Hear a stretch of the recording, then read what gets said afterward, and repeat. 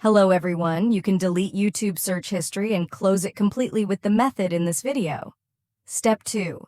This method will work on all your devices such as phones, computers, and tablets. Step 3. Let's open our browser and enter the YouTube site. Step 4. When we click on the search section, as you can see, the history of my previous searches appears to be saved. Step 5. Let's go to our Google account and click on the punctuation section. Step 6. Let's click on the account section. Step 7. Let's click on the data and privacy section. Step 8. Let's click on the section that says YouTube history at the bottom of our page. Step 9. Do exactly what I did in the video. Step 10. Remove 2 clicks, press pause. Step 11.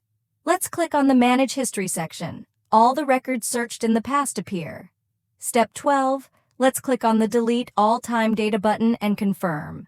Step 13. Let's go back to YouTube, open a new page, and check whether there are any records of old searches. Step 14. As you can see, it will not save browsing data anymore.